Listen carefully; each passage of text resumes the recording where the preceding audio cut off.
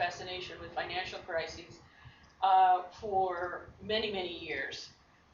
So the book is more recent vintage, and some of the papers on financial crisis history are more recent vintage. But I actually I at the risk of dating myself, I joined Bear Stearns in '82, in March of '82, and the Mexican default was in August of '82, and then after that it was a wave of default in emerging markets, and American banks that had made loans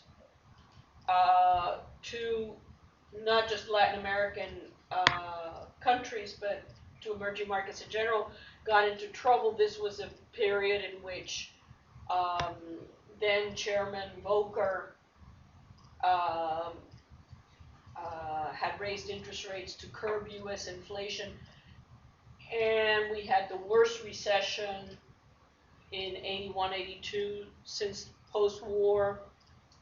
And those kinds of extreme moments in which you see crises happening in real time in the financial industry left a really big imprint, lasting impression on me. And so I became very interested in studying those issues. And I've focused along the way on many other things. Inflation has been also an area in inflation stabilization. Issues pertaining to capital flows, international capital flows, what drives capital across international borders. So I'm not going to go through, all the areas where I've worked on, but they were very importantly motivated by my real life experience. And I've really been very lucky to have had a combination of market experience, financial market experience at Bear Stearns, then the policy side, working at the IMF, and also doing some work with central banks. I often consult with central banks or finance ministries. And then, my academic work. So I've gone at these issues from wearing different hats. And real-time events continue to fascinate me. And so at present, I'm following very closely developments in Europe, where today Portugal is following in the steps of Greece and Ireland and is embroiled in all kinds of turmoil and, will possibly wind up with an IMF and European Union program and loans before very long. In emerging markets, I don't have a regional expertise. I've worked a lot on Latin America, Asia, Africa. I know less about the Middle East, but I love international economics. I think it's very exciting stuff, even if some people think it's like watching paint dry. What I'd like to do is pursue your own interests, your own queries, what kinds of things you like to talk about. I rather than my, continuing to blab on. So in regards to your experience at Bear Stearns with the Mexican crisis, what valuable lesson do we have to learn from those crises going forward with what we're dealing with today?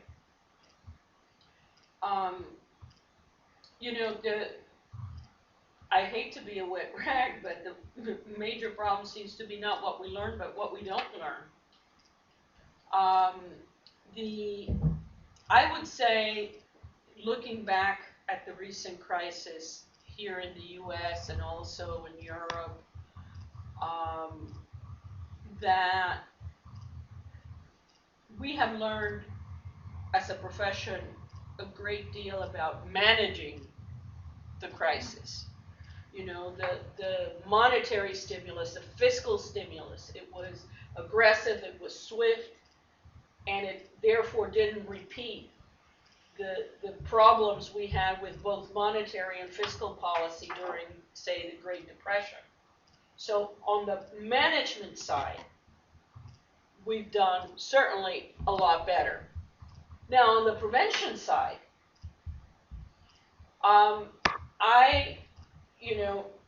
with my co-author Ken Rogoff, we've been working together for 11 years. Our central theme is that, look, human nature, this time is different syndrome, is about not learning, actually. It's human nature convincing itself that the old rules of the game apply to others, or maybe apply to us, but in the ancient past, they don't apply to us in the here and now. So if equity market is booming and price earnings ratios are off the charts relative to any historic norm, we can come up with a story of why this should continue. Or if our debt, our personal debt relative to our income keeps going up, we can conjecture a story as to why that is sustainable when it wasn't sustainable before. What I'm about to say, it sounds terrible, but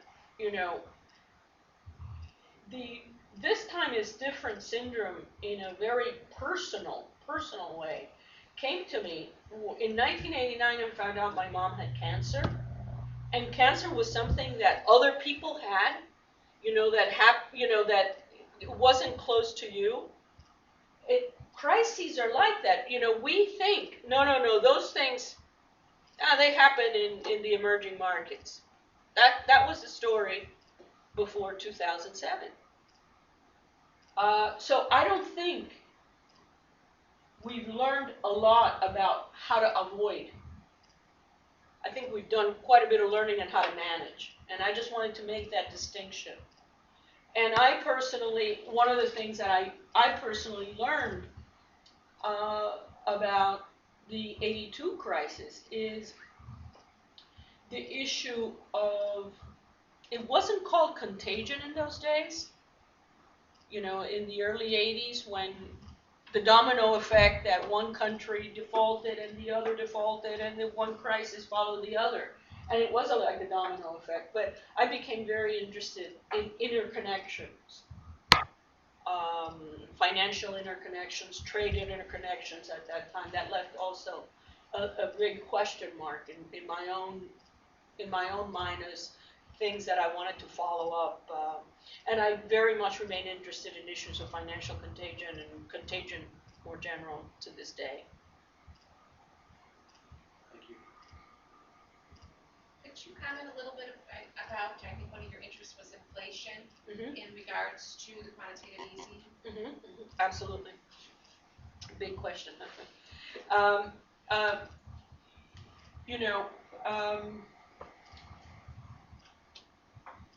When I was in graduate school, inflation, there's no correlation here, but just stating that inflation at that time was reaching an all-time peak in the US. I was in the late 70s, early 80s. People forget inflation in the US hit 14%. And part of that, I'm very interested in your question, because a lot of that inflation was a long cumulative result of the 70s, in which the US had very expansive monetary policy, had bad oil shocks, but continued to react to those oil shocks by more and more expansive monetary policy, and that culminated with just a secular rise in inflation that, when you look at and you say, envision a situation in which the U.S. has 14% inflation. Of course, relative to emerging markets, that's nothing. I mean, because a lot of my work, has been looking at the Bolivian hyperinflation of '84, or the German hyperinflation after World War I, or the Zimbabwe recent hyperinflation, which is the number 2 after Hungary. And so 14 doesn't look like a lot, but it was, which is what prompted Paul Volcker to clamp down and raise U.S. interest rates in real terms to their highest levels since the 1930s. Quantitative easing, in my view, has been a necessary response. That if you have a major financial crisis in which the major economies are affected, the US was affected, the UK was affected, many countries in Europe were affected, Japan has been on the brink for a long time, you err on the side of stimulating too much. Okay? Now this doesn't negate that we yet to see how that plays out over the longer haul.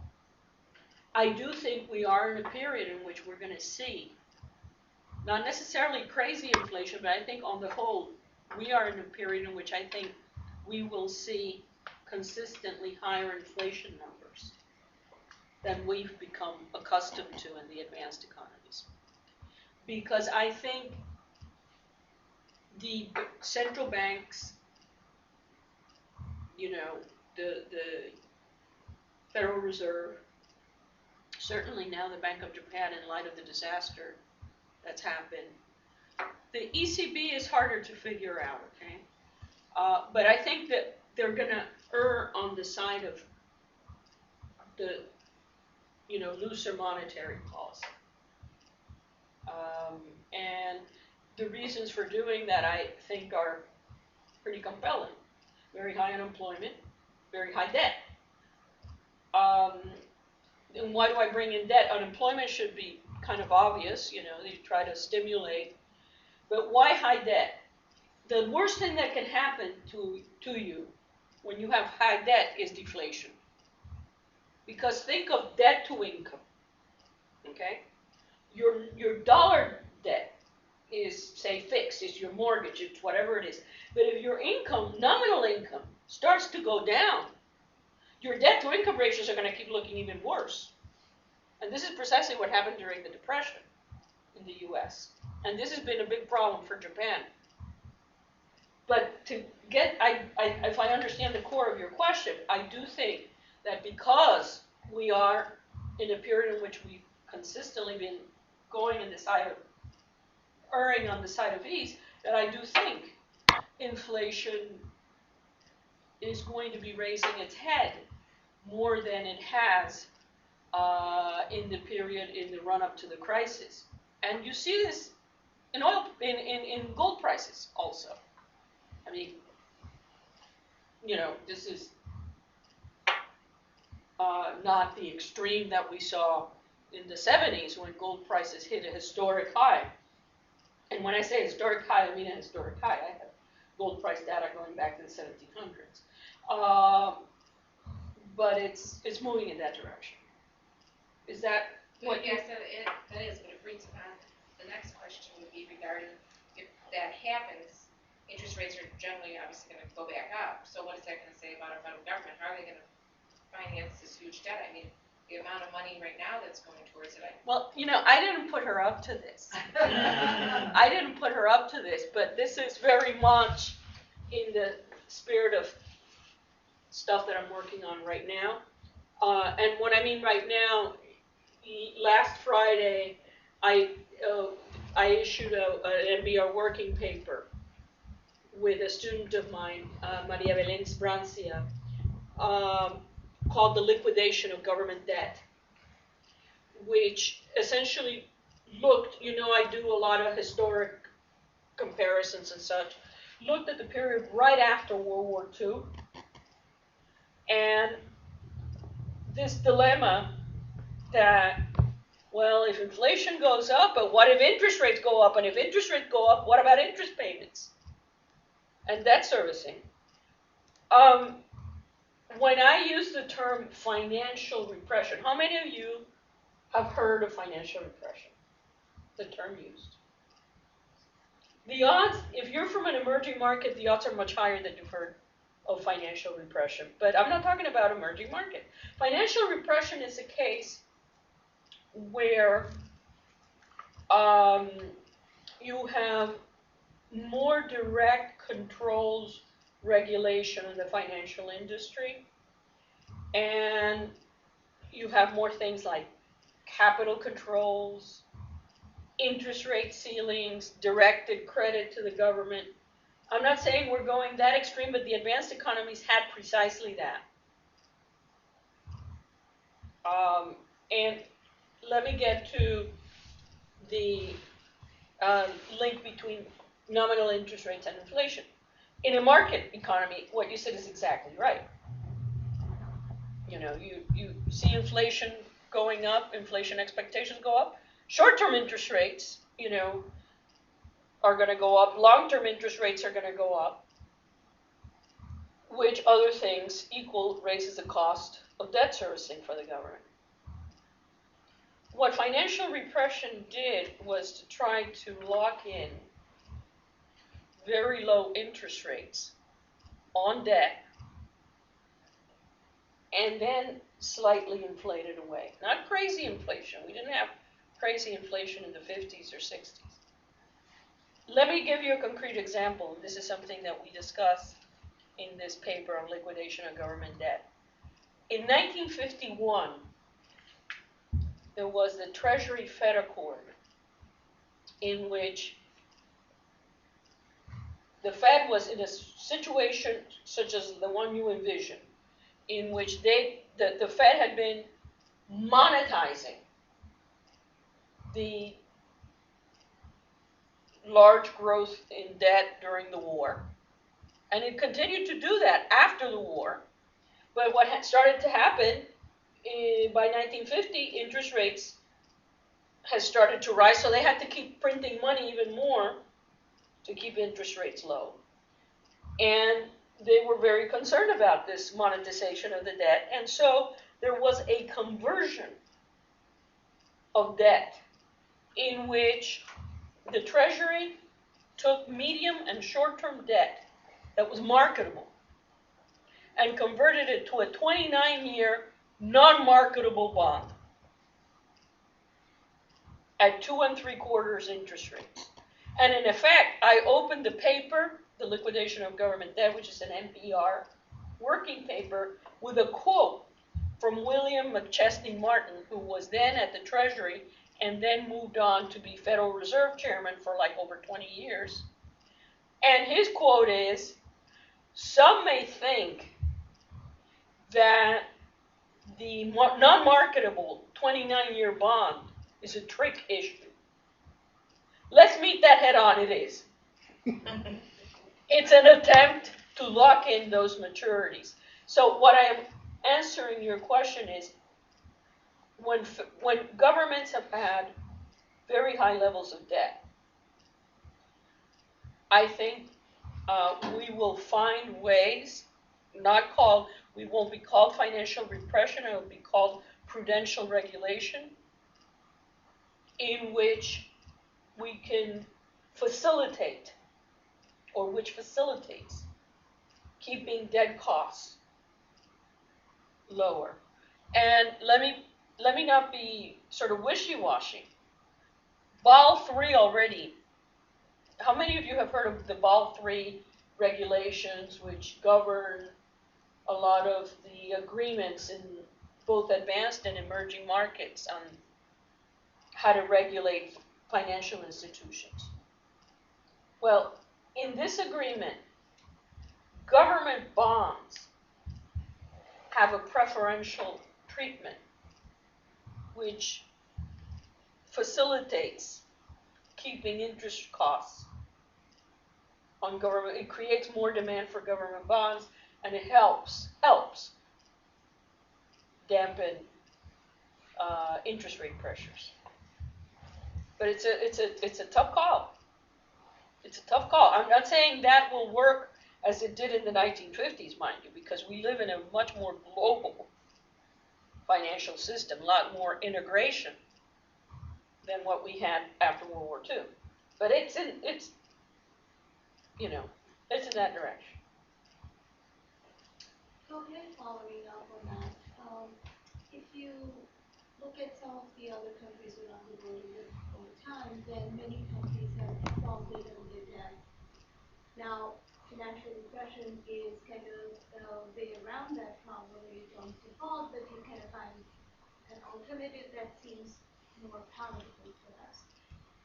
In your studies, have you compared, say, the economic costs of either of those options, or default versus repression? Great question. Financial repression, you can look at it as a restructuring or a partial default, or restructuring is a partial default. I mean, let me define default. The Standard & Poor's, the rating agency, defines default as anything that changes the terms to something that's less favorable to the creditor. So if I lower interest rates, if I extend maturities, certainly if I give a haircut to the debt, it's a classic definition of default. Now, the question you ask is, well, reducing debt, building debt up is sort of the party phase, or the feast phase. Reducing debt is the famine part. And there's no easy ways of reducing debt. Fiscal austerity is painful. Raising taxes, lowering government services and expenditure, that's painful. Restructuring or default is painful. It's associated with output losses. It's not a panacea. It's effective, but it's not a panacea. Financial repression is not without cost either. Financial repression is much more gradual, but there are studies out there by Ross Levine, by Raghuj Rajan, by a number of individuals who have studied the long-term impacts of the financial system on growth. And the conclusion seems to be that financial repression has growth consequences. The point I'm making is there's no silver bullet. Financial repression tends to be more gradual. Okay? It's more of a tax rather than an abrupt restructuring, default. Is the screen facing me for some reason? Huh? Oh.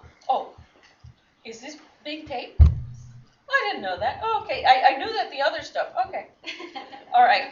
Because I got suspicious when he turned it over. What am I supposed to be seeing? And I see, I said, well, maybe he's looking at the plug in the back. Okay.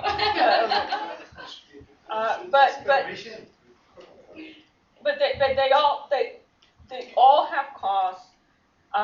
Repression is more gradual, which also means that for a country like Ireland, which, like Iceland, believe me, this is off the charts in any historic comparison that I've seen. Gross external debt for Ireland, like it was for Iceland, is 10 times GDP. 10 times. This is really off the charts.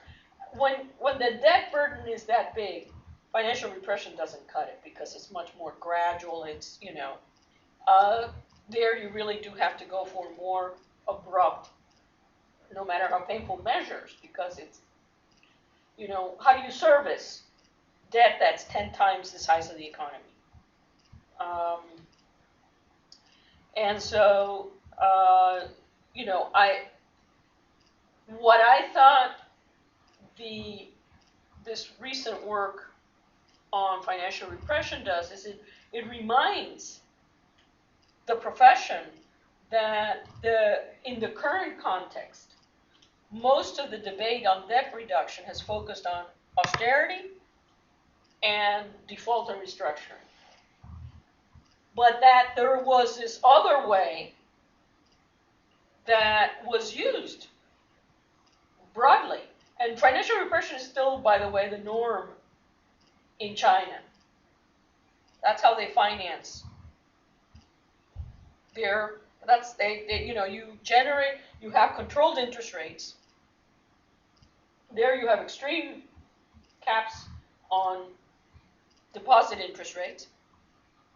You generate positive inflation, so it's a negative real interest rate. In other words, you're liquidating debt. That's, but it's not, the point I was trying to make is that what the literature tells us is that it's not without cost either. So in the analysis you have, say, when the debt to GDP ratio rises above 90%, the impact on output can be significant. And probably, if I recall correctly, a bit different from emerging markets versus advanced countries. So does that account for how they go about restructuring or defaulting? Okay,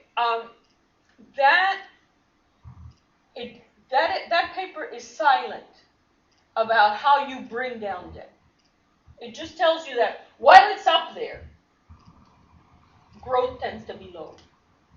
Okay, and actually for public debt to GDP, the 90% threshold, and again, let's be very clear. This doesn't imply that you do great if you have 89 and you do terrible if you have 91. That's just nonsense. But like in any empirical exercise, you've got to chop the regions, quantitatively in some measure that high debt levels are associated with the lower growth, and the thresholds for public debt are similar. This about the same for advanced and emerging markets. Where they're different is for external debt, because external debt, in effect, the threshold for emerging markets is only around 60%. And this stands to reason because typically external debt is in foreign currency. It is held by non-residents. So, when you get a confidence loss and interest rates on foreign debt go up, you're getting really squeezed on both ends. You're facing a currency devaluation, which increases the debt burden relative to your income, and you're facing, a very volatile investor base. Historically, external debt is less reliable, less stable source of funding than domestic debt. So the public debt, which is importantly domestic debt, kind of similar for growth consequences, and this gets back to your question on inflation, where the results really differ for the advanced economies and for the emerging markets, is that in the high debt episodes for emerging markets are also associated with higher inflation. Whereas for the advanced economies, it's sort of all over the place. There's no systematic relationship between debt and inflation. But it doesn't, that's just sort of a big picture of here's what the debt level is, and here are the median and average growth rates. It doesn't say anything about how you bring the debt down. What role do you believe a lowered U.S. dollar exchange rate will play upon our debt to GDP ratio? So So specifically going towards that exchange rate, how do you think that would play upon that? Okay, that's a great question. I think I would divide the effects into two parts. The real or trade side, and then the financial side, okay?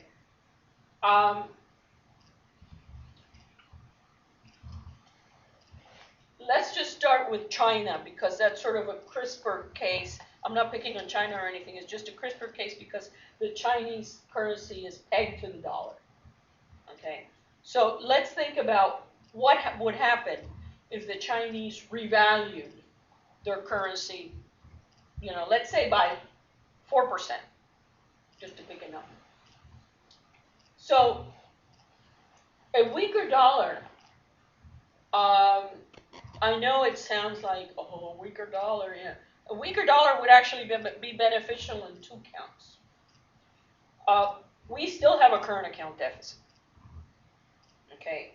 So exports, U.S. exports would become more competitive. And that other things equal would tend to shrink the current account deficit. The other part, which is very much related to your question about debt, is the U.S. debt that is external. Let me define external and let me define domestic, because they're not always, this is not a trivial, by any means, distinction. For Indonesia, for Latin America, for,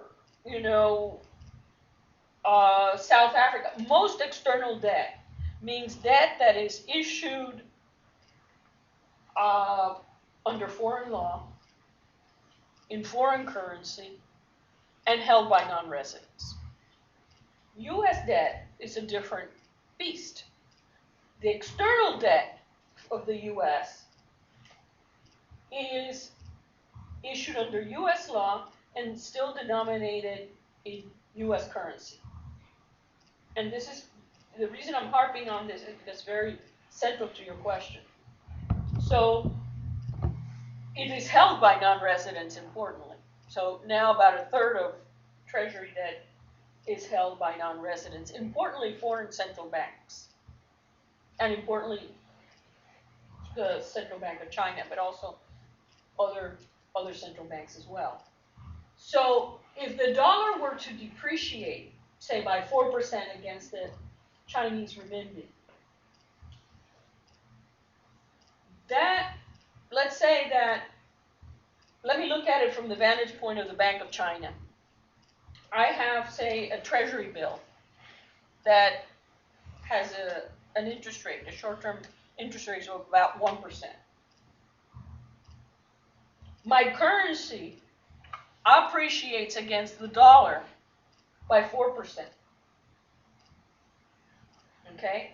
So my real rate of return on that bond is minus 3%. That's terrible from the vantage point of those holding the bonds. But from those of the issuer, it's great. This is how debt is liquidated. This is what the coupling of, in this case, currency depreciation because it's a foreign holder, but the coupling of a low nominal interest rate and some currency depreciation would reduce the value of the external stock of debt over time. So it has some positive trade consequences in that U.S. goods become more competitive, other things equal, narrows the current account, but it also reduces the value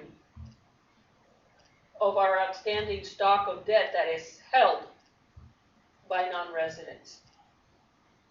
Now, if a weaker dollar is such a panacea, you may wonder, why is it that,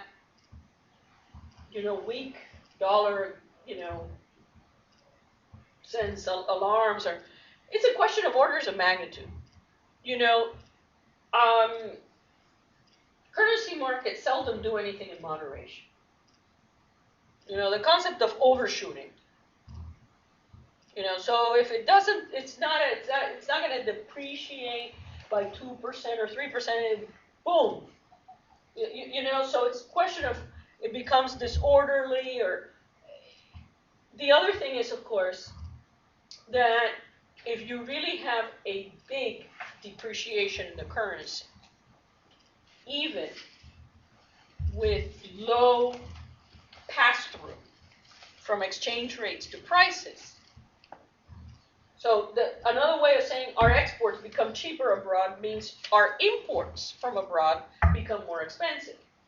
So it does have some inflationary implications. So it's not all a panacea, but it is importantly, in my view, in that direction, in the direction of. Thank you. This is a somewhat different topic.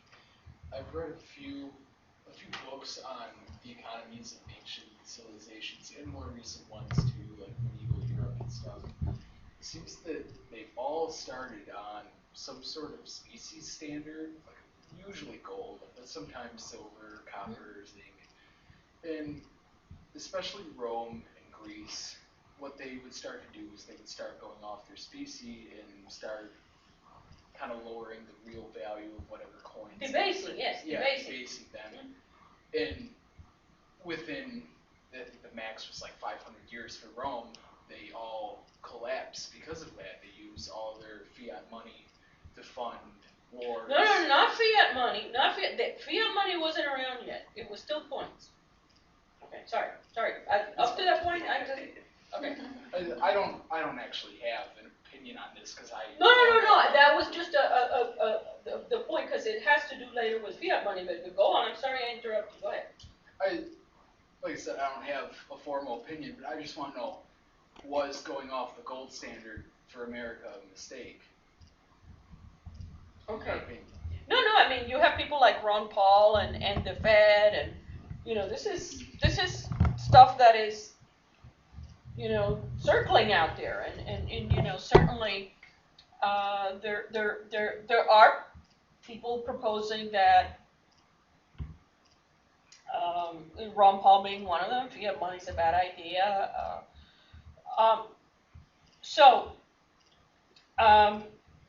It is true, exactly what you said, that it was common practice to start debasing your currency, and the debasing, we actually in the book quantify a lot of the debasings. The debasings are particularly acute around wars. So you start out with a coin that looks decent, and then you wind up with a coin that is almost like onion skin, because you're shaving the gold content or the silver content or the metallic content. But the reason I corrected the base money, because it's the fiat money, because that was a later introduction, and I want to actually address that issue. So, does the demise of the currency, to put it broadly, if I understand your question, that the fact that the continued debasement of the currency, is that a signal of a dying civilization? Historically, they seem to have gone hand in hand. Okay, they have. But when things go south, they tend to go south in hordes. So that a weaker, debased currency also underlies all kinds of, economic chaos and often wars that are going on. So, saying, aha, you have a weaker currency, therefore you're, and it's also true that this was in a period in which technology, the Chinese had paper money before anybody else did.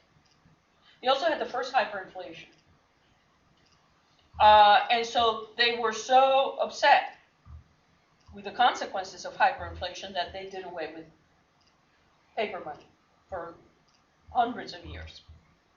Paper money became, again, the way of doing business in the late 1800s. really beginning very gradually, and it really is World War I, okay? It started sort of technology, started enabling, and the reason I'm bringing this up because it has to do with trend versus cycle. So, since paper money, currency, and especially since floating exchange rates, which are of modern vintage, only the breakdown of Bretton Woods in the early 70s, currencies have had better decades than others. For example, I happen to think that the 1970s is actually a very interesting episode to look at in terms of the dollar and for understanding what's going now. In the 70s, the US was exporting very expansionary monetary policy, and the dollar tanked. The Deutschmark, which no longer exists but sort of exists in semi-disguise, known as the euro, the Deutschmark appreciated by about 60% against the dollar during the course of the 70s. So, but then of course the dollar came back, and with a Fed tightening, when Volcker clamped down, raised US interest rates, the dollar appreciated by almost 50% in a very short period of time. So,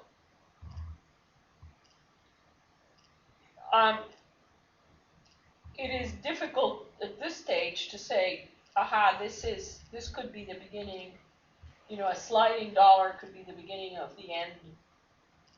Because, this is, what I'm saying is, and it was true with coins too, okay? It was true before fiat money that you had debasements and rebasements in which countries also, not as often, but sometimes increase the gold content or the silver content of their currency. In the second part of your question, was it a bad idea to leave the gold standard? Some historians, and I share their view, have argued, Barry Eichengreen, for example, in his book, Golden Fetters, have argued that the problem was that not that we left the gold standard, but that we left it too late, that we waited till early 33, whereas Britain and the Nordic countries, which left the gold standard much earlier, started to recover from the Depression, and the downturn was not as severe. And part of that had to do with, they left the gold standard earlier, so their currencies depreciated against gold and against those that remained tied to gold. So their goods became cheaper. And that was an added source of stimulus. I'm not a big lover of the gold standard. I think fiat money provides a flexibility that is not to be underestimated, especially when you're hit with very bad shocks. Now, if you want to see fiat money gone bad, all one has to do, whenever I want to add many crises or high inflation numbers, all I have to do is add Argentina and Brazil to my sample. And immediately the number of inflation episodes, I'm not being facetious. These are two chronic inflation. There's just not about, most countries have had, one inflation spurt or maybe two, but this is chronic inflation. So fiat money can go chronically bad in that you have a government that just tries to continue to use inflation as a tax. But it's like most things, you go to an extreme and you're going to get a very different outcome than if the tool is used more moderately. So,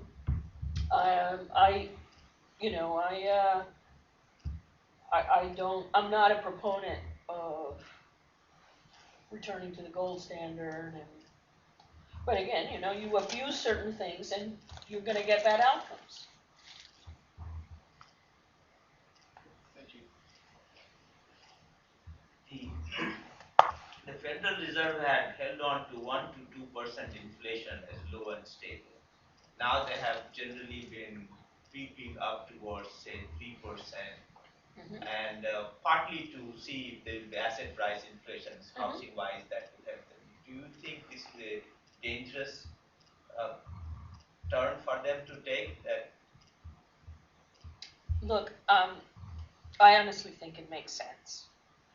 It is dangerous because we have a false sense of control. How many central banks set out to say, okay, we're going to have a hyperinflation for a couple of years and, then go back to normal. It's not engineered that you overshoot.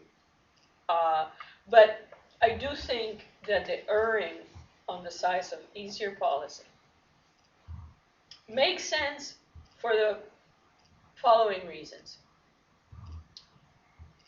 There's the issue of unemployment. Some of it may be structural, so that the Fed can, do whatever that won't change that, okay? But some of it is cyclical. There's the issue of trying to bolster, as you put it so well, asset prices. We just had a major deflation in housing prices and still are going through that.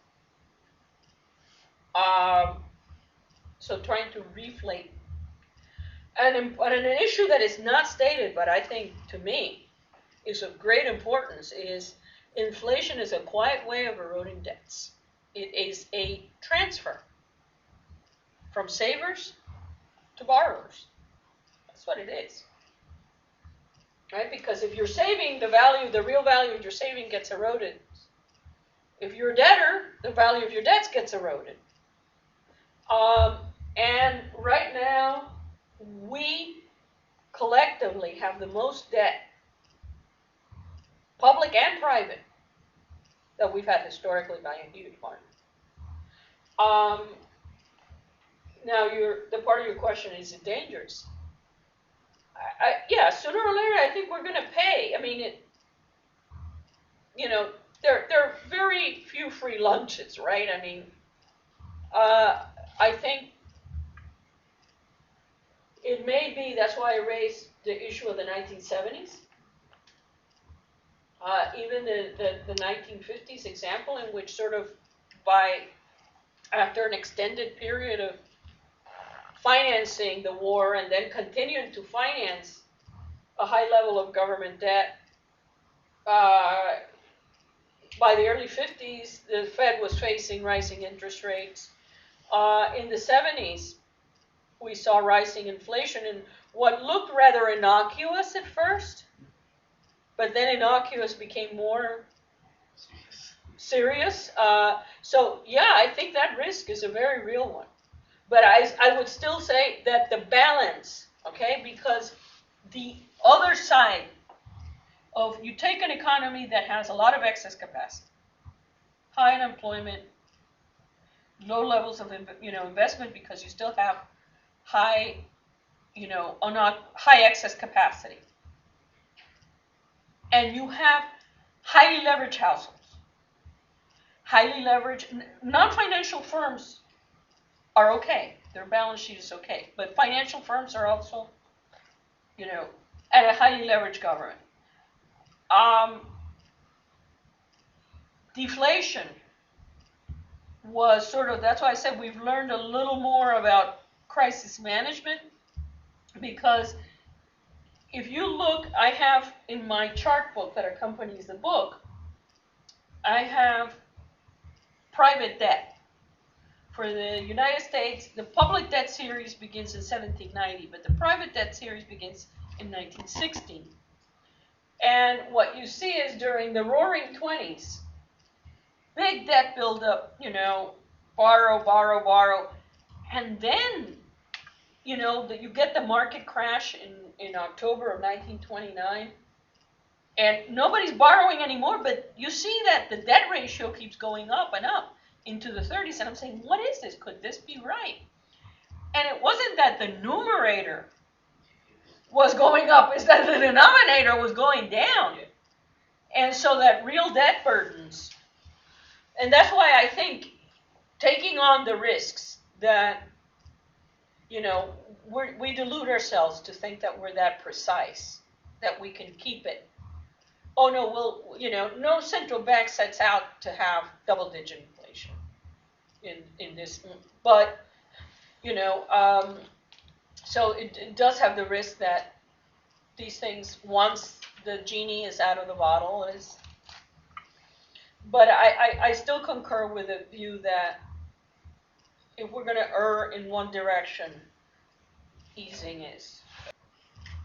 We have time for one more question, and then we'll wrap up. One more probably concern that as I see what's gone on in this past financial crisis, in this global information age that we live in, with these extremely complex financial instruments, one, people don't have the time to process all the information. Two, most people do not have the ability to understand the instruments that are out there. So there's an extreme amount of herding behavior that's going on, which is causing all these bubbles. So I see the future as one bubble after another. Am I being too pessimistic? No, I wouldn't say that at all. I would say the one thing you may be underestimating is the power of regulation to react to. Regulation is there. Well, no, but regulation is a moving target. So let me take, because you took on several big issues. One is complexity, okay? One of the things I haven't talked about, but this is a big theme in our work, is hidden debts. And obviously, if you knew what they were, they wouldn't be hidden. You know, but what do I mean by hidden debts? Off-balance sheet items. You know, you think you understand a financial institution, but you don't.